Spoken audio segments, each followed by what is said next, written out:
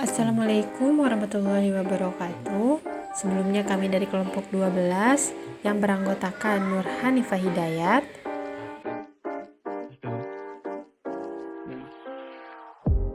Rizky Afianto, dan Zaza Nabila Zahra. Di sini kami akan mempersembahkan atau mempresentasikan presentasi dari hasil kerja kami tentang menciptakan iklim kelas yang kondusif dan berkualitas dalam proses pembelajaran.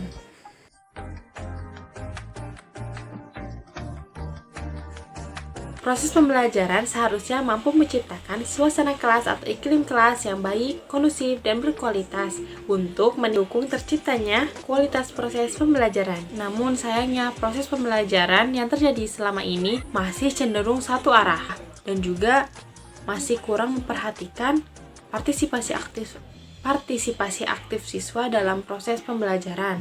Akibatnya, proses pembelajaran yang terjadi saat ini masih kurang bermakna bagi siswa, sehingga belum mampu mengembangkan kompetensi dan potensi siswa secara lebih optimal. Iklim kelas. Nah, iklim kelas adalah kondisi lingkungan kelas dalam hubungannya dengan kegiatan pembelajaran ditandai oleh adanya pola interaksi atau komunikasi antara guru dengan siswa, siswa dengan guru, dan siswa dengan siswa. Hai, saya Nur Hanifah Hidayat, NIM 180671. Di sini saya akan melanjutkan presentasi yang sebelumnya sudah disampaikan oleh Zaza Nabila. Nah, untuk selanjutnya itu adalah jenis-jenis iklim kelas atau zona kelas yang dirasakan oleh siswa. Nah, menurut Natusion 2003 halaman 19 sampai 20, halaman 119 sampai 120, itu terdapat 3 jenis suasana kelas yang dirasakan oleh peserta didik dalam proses pembelajaran yang berlangsung. Yang pertama adalah dengan kondisi atau iklim kelas di mana guru itu guru otoriter, artinya guru yang menguasai kelas, terus adanya hukuman dan ancaman yang dimana secara tidak langsung itu membuat tekanan frustasi, rasa tidak nyaman, rasa tidak suka yang sangat menekan pada mental peserta didik. Selain itu, hal ini bisa membuat mental peserta didik tidak baik. Yang kedua, itu dengan sikap guru yang permisif atau acuh. Jadi di mana guru ini melepaskan tanggung jawabannya sebagai guru yang semestinya harus membimbing, mengarahkan, terus merangkul siswa-siswanya. Di sini guru membebaskan siswanya untuk mengeluarkan pendapat, bereksplor tanpa adanya bimbingan tersebut, arahan tersebut. Jadi guru guru membebaskan peserta didiknya gitu. Dan yang terakhir itu ada yang namanya dengan sikap guru yang real, di mana peserta didik dibebaskan untuk mengeluarkan pendapatnya, mengeksplor semua masalah yang ada di sekitarnya atau melakukan eksperimennya gitu. Tapi masih ada yang namanya bimbingan, arahan, pencerahan dari seorang guru. Jadi walaupun guru membebaskan mereka untuk mengeksplor, tapi guru masih tetap mengontrolnya. Nah, selanjutnya ada yang menurut pendapat As-Soleh, yaitu pada tahun 1989 pada halaman 25 sampai 26, yang dimana dia mengutip pendapat dari Dreykus dan Leron Gray yang mengatakan bahwa ada tiga suasana juga yang dirasakan oleh siswa, yaitu yang pertama autoraksi. Autoraksi ini sama halnya dengan sikap guru yang otoriter. di mana ancaman, hukuman itu menjadi dasar dari pembelajaran tersebut. Jadi misalkan siswa tidak mengerjakan tugas, siswa langsung dihukum. Terus belum mengasih tugas, siswa memberi ancaman bahwa jika tidak mengerjakan tugas ini, kalian akan bla bla bla. Itu kan sama aja ancaman. Dan di sini mental siswa itu sangat tidak diperhatikan. Terus yang kedua ada yang namanya laissez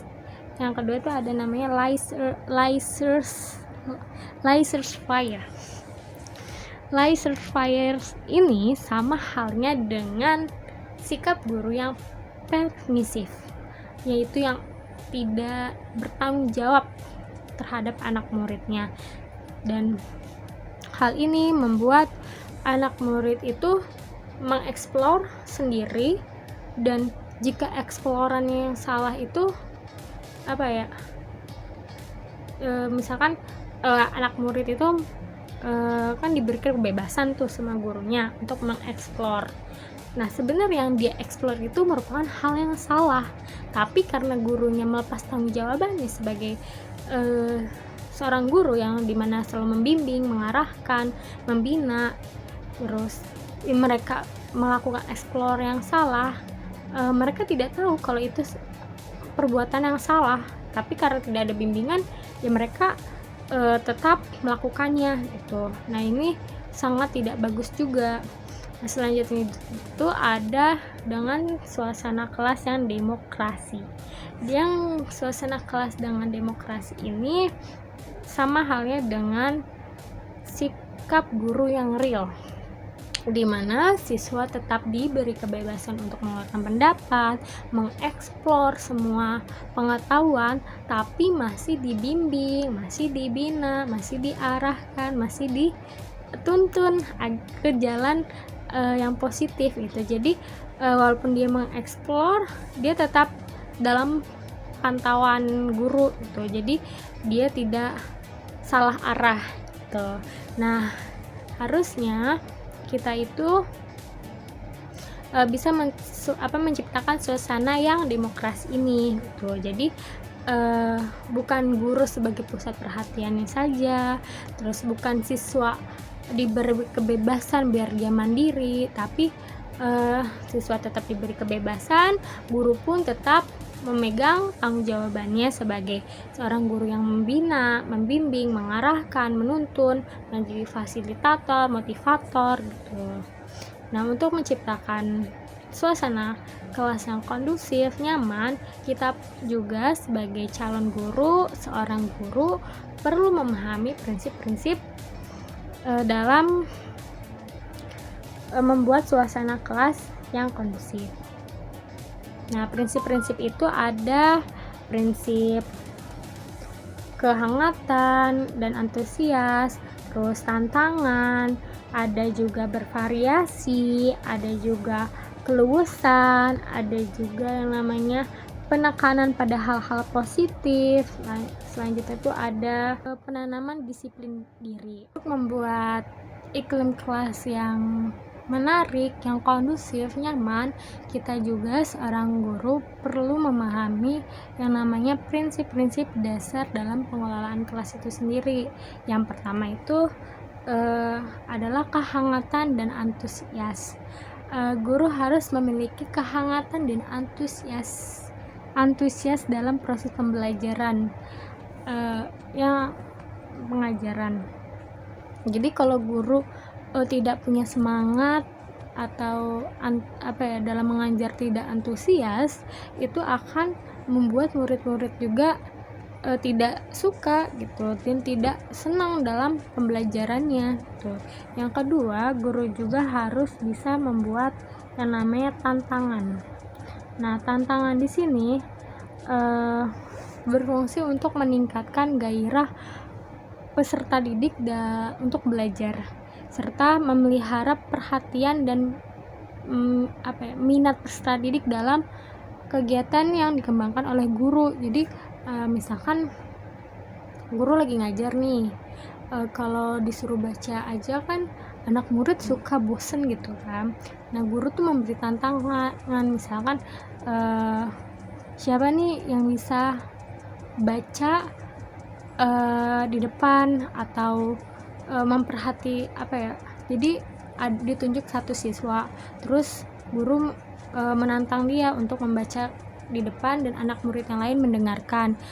Selanjutnya yang baca di depan itu bisa menunjuk teman-temannya yang lain gitu untuk menggantikan posisinya membaca kalimat selanjutnya gitu. Jadi kayak membuat sebuah game tantangan gitu.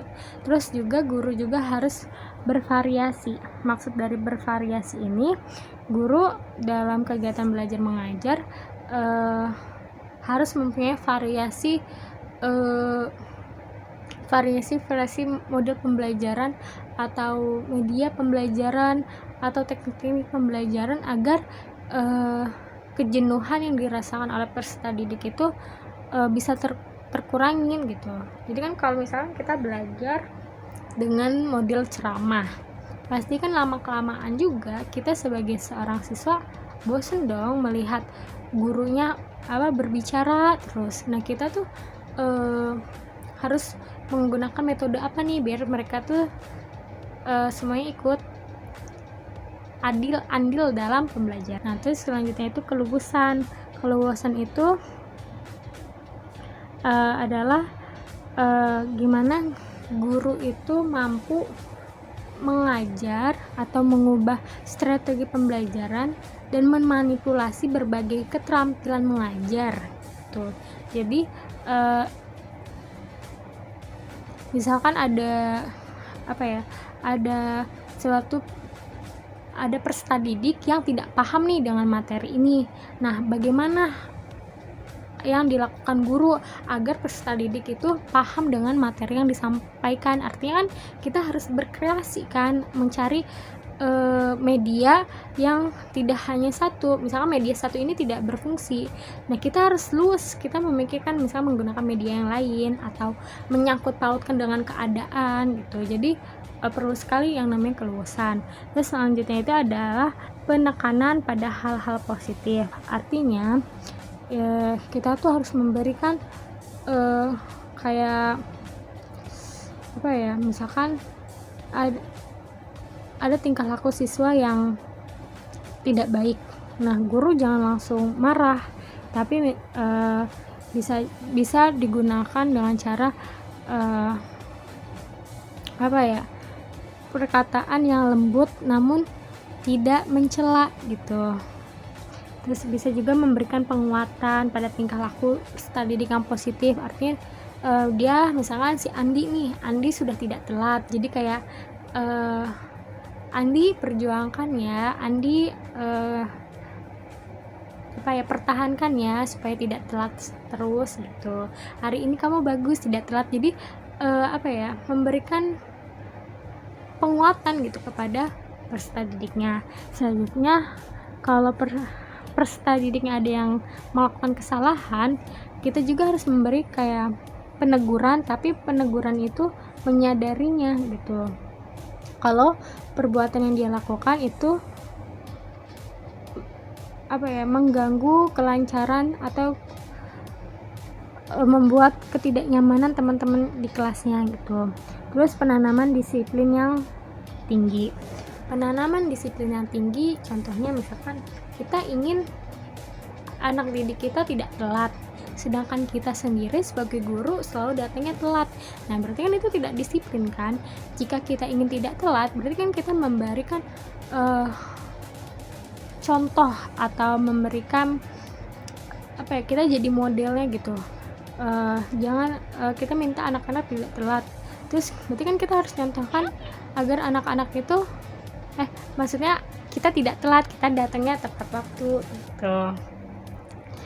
Jadi mungkin sekian yang itu saya sampaikan.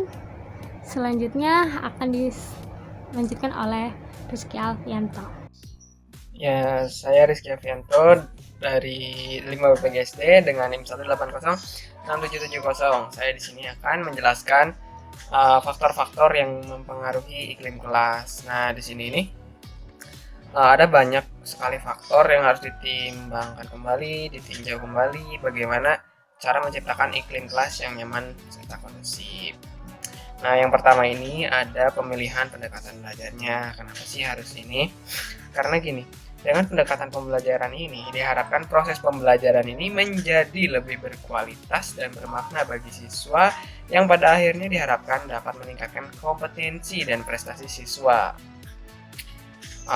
Lalu yang kedua ini ada penghargaan guru terhadap partisipasi keaktifan peserta didik. Contohnya seperti apresiasi gitu, misalnya ketika anak sudah berani menjawab, kita memberikan sebuah bintang atau sebuah penghargaan lain seperti itu, atau permen misalnya.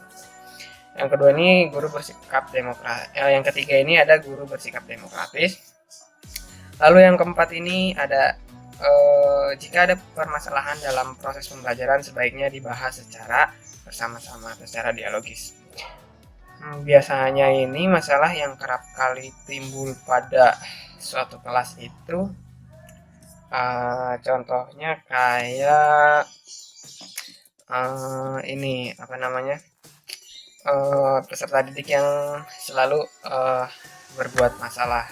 Misalnya nanti anak-anak bikin suatu masalah atau kegaduhan atau keributan gitu kan, atau kayak ngobrol kayak gitu. Nah, kita ini sebagai guru kita selesaikan secara bersama-sama. Misalnya kitanya mendekati anak yang ribut tersebut, lalu kita ajak ngobrol, terus kita dalam hal itu kita mencoba untuk melakukan bimbingan dan konseling bersama anak dan orang tuanya.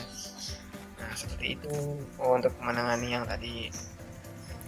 Nah, lalu kalau yang peserta didik yang kurang semangat belajar misalnya, ada lagi kan, kita selesaikan bersama-sama dengan cara bimbingan dan konseling juga, seperti itu.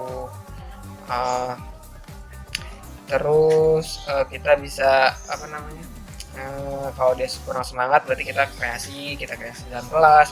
Terus kita mencoba membuat permainan dengan teka-teki atau menyanyi atau apapun itu. Lalu kayak kita membuat dekorasi kelas yang nyaman biar siswanya semangat. Terus melakukan percobaan kecil, eksperimen kecil. Terus kayak kita juga minta siswa buat nulisin ide-ide kreatif yang dia punya. Nanti distorkan kepada kita, lalu kita olah kembali, seperti itu.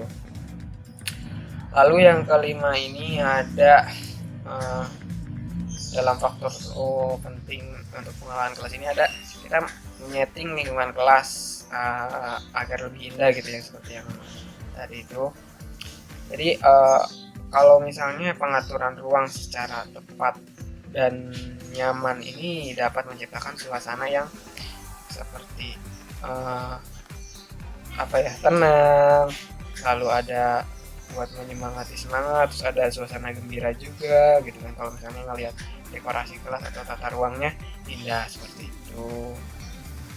Terus yang keenam ini dan terakhir adalah menyediakan sumber belajar dan informasi yang update dan memadai, lalu dapat diakses oleh semua peserta didik. Nah, maksudnya ini kita menyediakan sumber-sumber belajar. Semisalnya ada buku atau ada LKS, atau misalnya kita ngambil dari perpus, atau kita misalnya bisa memberikan sebuah untuk daring, mungkin kita memberikan sebuah link YouTube atau apa, namun harus tetap diawasi. Nah, yang dimaksud oleh diakses semua peserta didik ini yang tadi itu untuk jadi bisa semua diakses gitu, jadi anak-anak tidak untuk sesuai usianya juga, lalu pas gitu, maksudnya tidak melenceng gitu, seperti itu. Mungkin sekian untuk faktor-faktor yang dapat mempengaruhi iklim kelas itu akan sukses apa tidak, seperti itu. Mungkin sekian, apabila ada yang ingin ditanyakan silahkan ditanyakan. Terima kasih. Wassalamualaikum warahmatullahi wabarakatuh.